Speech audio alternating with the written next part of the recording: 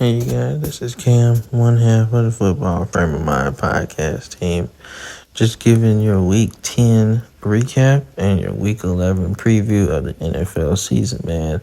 But before we get started, man, I want you to check out our sponsors, Off the Ball Network and BetUS, man. BetUS is one of the oldest sports books in the sports gambling world, man. Check them out, man. They got everything to take care of your sports book, sports gambling, betting needs. And check out Off the Ball Network. Some great guys, man. They give us the opportunity to grow our platform and to keep fans interested, man. Great topics that we share with the other people on the network, man. They got every sport you could think of, even wrestling, I think. So check them out, man. We always add their page in our description, so check them out, man. We love being a part of their team, and we're gonna keep growing with them. So without further ado, let's get into this Week 10 recap, man. So let me talk about my Ravens, man. All right, so before we get into the game, prayers with Deshaun Watson, man. He's out for the season with shoulder surgery. So all those people that was talking about, he don't take it serious and everything like that, yeah, shut up. Because, he didn't have to come back and play because he was hurt before that. But, he's out for the season. Nobody wants to see him or anybody get hurt like that or not be able to contribute. So prayers to him. Hope he has a speedy recovery, man. But the Browns did beat my Ravens. I'm upset. Don't like it. But they did. I think it was a crazy comeback as well. Lamar Jackson struggled, 2 interceptions. And from the rushing totals, Gus Edwards didn't do nothing. So we got to fix that, man. But it's good to take your lumps early, man. But shout out to the Browns, and they did win. So they did their thing. But their defense has been really good all year, man. The AFC North is just really tough, man. Me and Brandon talked about this in our preseason content, man. This division is gonna be crazy, man. I mean, even the Steelers sort of got a chance, man. But everybody knows everybody, and everybody plays tough, man. So,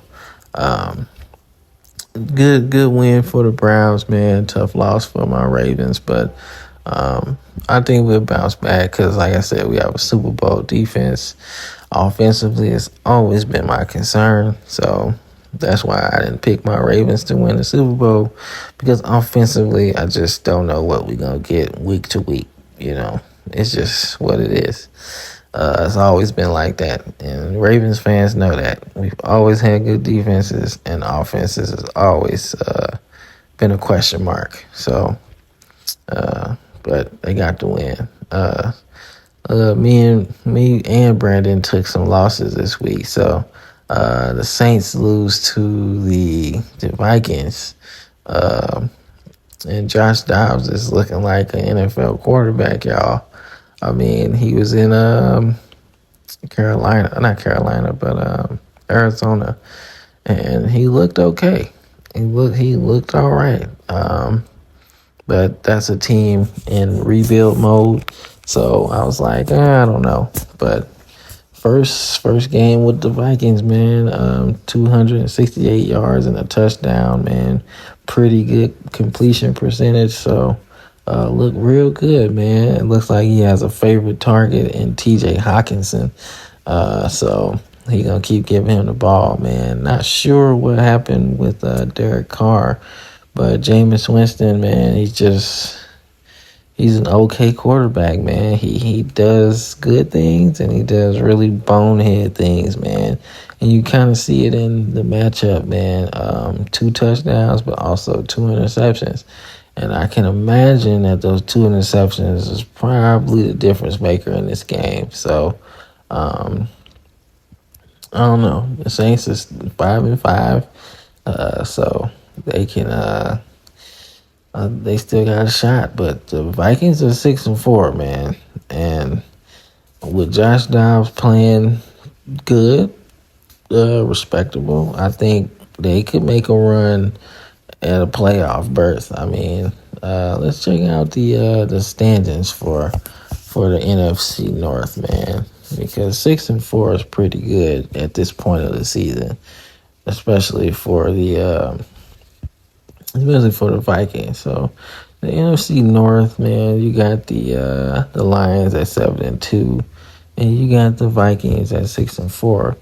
So I'm pretty sure they have some matchups together coming. And with the fact that this division, is they play each other pretty tough. Somebody could lose somewhere and open it up. But 6-4 at this point and 7-2 for the Lions puts that at a really close thing. You know what I'm saying? So that'd be interesting to kind of watch the rest of the way to see what's going on. But another game before we get into our week 11 preview is I want to talk about the Houston Texans, man. I mean, this team is young. This team is brash. This team is. It feels like they are taking attitude in which D'Amico Ryan's played with and turning that into how he coaches, and they are playing like him. Tenacious. I mean, CJ Stroud is completely rookie of the year offensively, and it's not even close. The man has been balling out. Like I think me and Brandon talked about him being the most pro-ready quarterback coming out this year, and he is showing it. I mean, he, as a rookie, outdueled Joe Burrow, man. So, I mean, CJ Stroud had 356 yards and 1 touchdown. I mean, and, Burrow didn't do too bad either, man. He had 347 and 2 touchdowns and 2 interceptions. So, but the thing that separated these two teams, man, was the running game. I mean, Devin Singletary had 30 carries, man. So they're not afraid to give him the ball.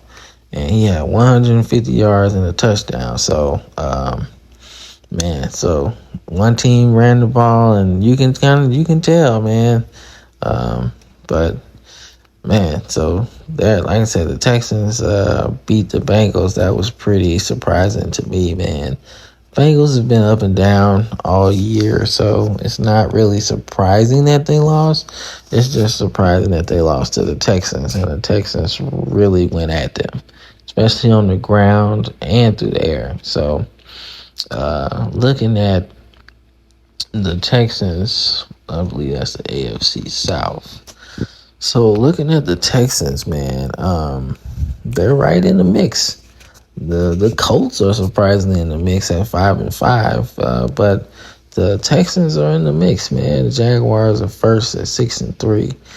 But me and Brandon talked about this too in our preseason content about the AFC South, man. We thought this division would be one of the closest ones. I think we both picked the Jaguars to be the winner of this division because they have the better quarterback. But honestly, it's looking like the Texans and Jaguars have the better quarterback, man. Obviously, I picked Anthony Richardson to be Rookie of the Year. I just thought they would just let him play, and they did early, and he got hurt. But C.J. Stroud is really, really coming on strong, and it looks pretty good, man. That's a division to check out, man, because the winner could be anybody. So, as we get into the Week 11 preview, man, got some really good games, man, to check out. So, obviously, I'm going to start with my Ravens because, I'm a homer. But we got the Bengals, so we both coming off of losses. And obviously, Deshaun Watson being out kind of opens up the division a little bit. The Browns, I expect to kind of fall off a little bit, just a little bit. Not too crazy because their defense is really good, but as far as offensively, I don't think they're going to be around much longer. So I think the division, this is a divisional kind of deciding game. Because the Bengals are going to have their offense together. And offensively, what kind of offense are we going to have? Lamar Jackson didn't have the best game. So you got to look at it like that. So I don't know. I'm rolling with the Ravens. Hopefully Gus Edwards can get back into the swing of things. But I expect our defense to be all right. So we got to hold it down. And Lamar got to make better decisions. But I got my Ravens beating the Bengals. So, let's see some other matchups, man. I'm going to talk about them. All right, let's talk about this Monday night game, man. No, I say that for last, man. So, the matchup I want to talk about before that is the Buccaneers and the 49ers, man. So, the 49ers are a team that's, you don't know what you're getting right now. Not really sure about Brock Purdy. Maybe the league's figured him out, man. But the Buccaneers are a team that has a lot of talent as well, man. They have a lot of talent, man. And Baker Mayfield seems like he can do some things. This is a division that me and Brandon talked about in the preseason that was going to be up and down. And we felt like the Saints, with their defense and Derek Carr, would be the difference maker. I obviously was wrong about my pick. I thought that the Panthers would be a good team. I thought that they could surprise some people. But nobody told me how bad that team was, man. I did not know that team was that trash, man. But I was wrong, very wrong. But the Buccaneers, man, we picked them to be last because we didn't know what we was gonna get. But this is a division that's wide open, man. The Saints are 5-5, and the Bucs are 4-5. So interesting, man. They got the pieces to beat the 49ers, man. The 49ers got a lot of pieces too, man. But I don't know what team you getting right now. I don't know. I think maybe the league's figured out Brock Purdy, and he's going to have to fix some things. But I got the 49ers winning just because I think they got Christian McCaffrey, and they might just feed him. And we see what's going on, man. But he's a difference maker, and he can do so much. So he might be one of those players that kind of takes the game over. But we'll see, man. The Bucs got Mike Evans, and if you start looking at his numbers, he's got some Hall of Fame numbers, man. He's trending in that direction. So, but we'll talk about that in a short. About his Hall of Fame chances, man. But last game, obviously, let's talk about the Chiefs and Eagles, man. Monday night, one of the best games on the slate, man. Obviously, Chiefs, Super Bowl rematch, man. Eagles might want some get back, man, because that was a tough Super Bowl loss, man. Doesn't mean anything in this grand scheme of things because obviously the Chiefs still got the ring. But when you think about it like this, man, this could be a Super Bowl preview again.